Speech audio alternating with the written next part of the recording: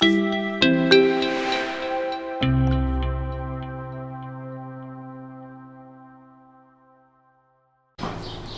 and welcome to this video on the RC Biker channel. Thanks very much for joining us today. If you're new here, please make sure you hit that subscribe button down below for more RC content coming on a regular basis, and motorbike vlogging content and motorbike reviews as well. My Amazon wishlist is down in the description below. If you fancy buying us something to support the channel, please feel free to have a browse through there. If you see anything you fancy buying for me, I'll be very, very grateful, and will of course credit your name in these videos as well. So thanks so much guys for your support there.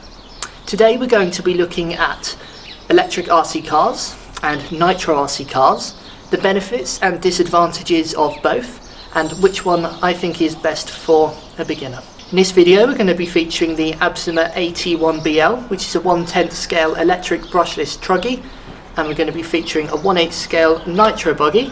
This is the XTM Exterminator 2 Nitro buggy. So today we're just going to be comparing Nitro RC cars to electric RC cars and the benefits and disadvantages of both. So let's start talking about Nitro cars then. So Nitro cars run on a fuel called nitromethane. You buy this from hobby shops. There's not many hobby shops around, or there certainly aren't where I live. So I normally have to buy this online. A 2.5 litre bottle, or actually I normally buy 5 litres. 5 litre bottle normally costs about £30 for OptiFuel plus shipping. It does last a long time, so whilst that may sound expensive, it does last a long time. So you're going to need nitro fuel to run one of these cars. You're also going to need a filler bottle and a toolkit. Nitro cars do require maintenance. They have engines that require tuning and regular maintenance, so you are going to need a toolkit. You can purchase a beginner's toolkit which comes with a glow igniter, a filler bottle and a couple of basic screwdrivers and 4-way wrenches. Those toolkits are usually around £20, and those toolkits are going to give you the basic stuff that you need to do a little bit of maintenance and just get your car started. You will find though, as you go through the hobby and you come to replacing parts, you're going to find that you need more tools and more things in order to maintain one of these. There's always a tool that I haven't got, and you're also going to need spare parts as well. For example, it's always handy to have spare glow plugs and maybe a spare pull starter hanging around, a spare spur gear hanging around. It's always good to have spare parts. So just like, you know, with the real car, we keep stocks of screen wash and stuff like that. With these cars, you're going to need some accessories to go along with it. For an electric car, we're going to need batteries. Now, depending on the car you're going to get and what batteries it runs on, the average LiPo battery can be anywhere from 15 all the way up to £100 or beyond, depending on the specifications of the car and of course how many batteries it takes. Batteries generally will come without a charger, so if you buy just the battery, you're then going to need to buy a charger. Depending on the type of battery you've purchased will depend on the type of charger you need. So assuming that you've purchased a li-poly battery, which is mainly found in brushless RC cars these days, then you're going to need to purchase a charger as well if the kit doesn't come with it. Average runtime of a battery, how long's a piece of string? Let's say between 10 and 20 minutes on the average car. This one for a run about 15 minutes on one battery, which is pretty good.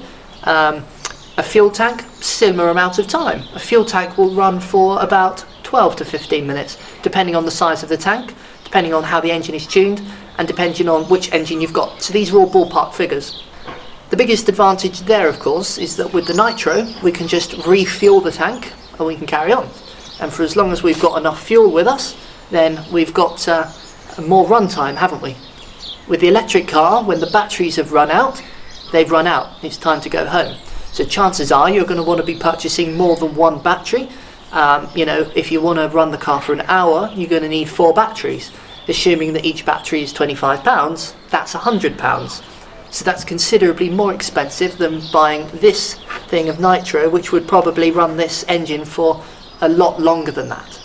In regards to maintenance, generally speaking, electric vehicles are a lot more plug and play.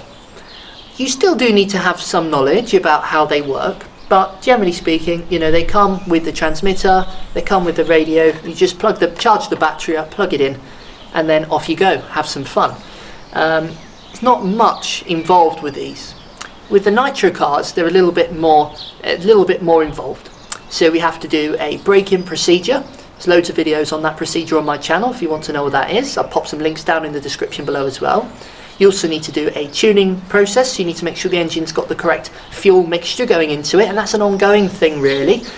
So maintenance wise, there's generally a little bit more. This thing has an air filter that's going to need cleaning, so I would say the Nitro one from a maintenance perspective is a lot more hands-on. The electric one, a little bit more plug and play, so might be more suitable for children or younger people to get into the hobby with.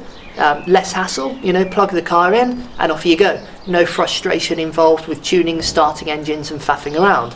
This one, a little bit more patience.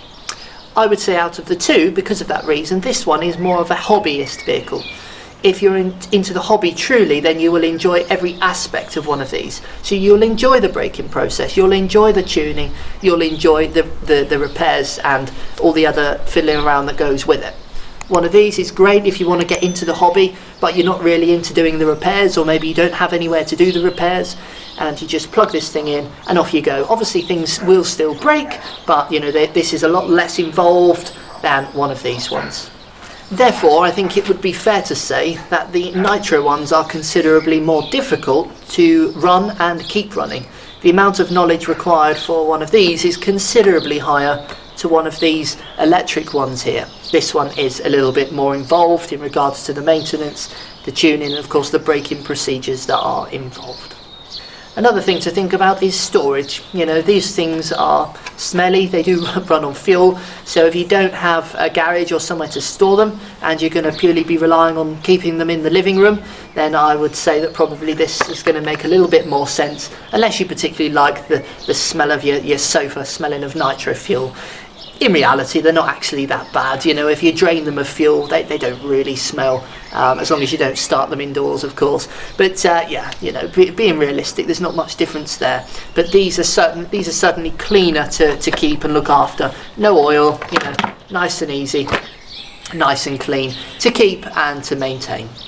In regards to cost of these two, it's very difficult to compare really. There are very cheap electric cars, there are very cheap nitro cars. There are very expensive electric cars and there are very expensive nitro cars, so it's a very, very difficult thing to compare. I think in the last couple of years electric definitely is taking over in terms of the amount of time that manufacturers are spending on the development of new RC models with the electric category. Not many nitro cars are coming out now, which I think is a great shame. But in regards to cost, it's a very difficult thing to compare. I think it all depends on what kind of vehicle you're looking for, what you want from the vehicle, and of course what your budget is as well. So I don't think we could really finish off this video without me telling you what my preferred vehicle is. Do I prefer electric or do I prefer nitro? Well, I won't answer the question directly, but let's just say that I've got 10 nitro cars and 2 electric ones, so I'll leave you guys to work that one out. In all seriousness, I like any RC cars. I think electric are great, and I think the development and the technology and the ease of use of these ones are absolutely fantastic. Sometimes you just want to go out and enjoy driving the car, and one of these, just plug it in and have fun with it. One of these, a little bit more involved, more to carry. In all honesty, I much prefer nitro though. I'm a big nitro fan. I love the smell, I love the maintenance, I love the engine, and I love the fault finding as well. These are just that little bit too basic for me, but that's just my personal opinion, and everyone's entitled to their own.